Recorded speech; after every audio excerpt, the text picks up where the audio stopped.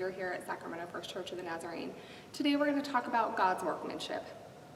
Ephesians 2:10 tells us, "For we are God's workmanship, created in Christ Jesus to do good works, which God has prepared us in advance to do." The Apostle Paul wrote the book of Ephesians, which is where the verse I just read came from. What a compliment Paul gives us here to your value in God. To be God's workmanship means that he took qualities of his own and imparted them through Christ into you. Doesn't that give you chills? He did this because he has work for you to do, his work. We have talked in this forum before about how for most of my life I haven't felt like I was good enough. It's something that I've always struggled with, and it's gotten worse and it's gotten better at different points in my life. Every time I struggle with this, I compare myself to others. Why can't I be skinny or pretty like her? What if I had her faith? How come I'm not good at sports? What if I wasn't so sensitive? What if I prayed more? What if I was a better Christian? What if I had never made the choices I had made? What if I had never been born? See, when we forget the one who created us has a plan for our life that began in our mother's womb, we forget that he designed us the way we are to fulfill that plan. If God had not made me the sensitive woman that I am, I don't think I would be as successful in my career as a social worker as I am.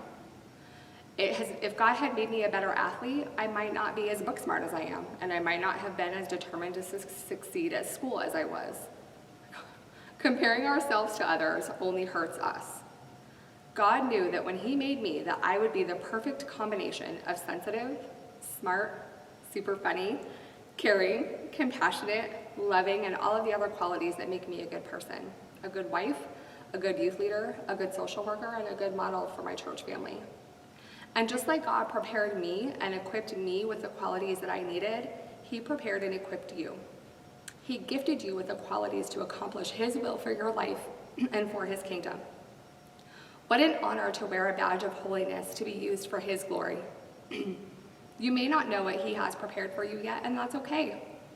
It took me most of my life to figure that out. I have finally come to a point in my life where I see why God has put me in the places that I have been and has given me the qualities that he chose to give me. It may take you years to get to that point, but just because you may not know it yet does not mean that God did not prepare you for something amazing.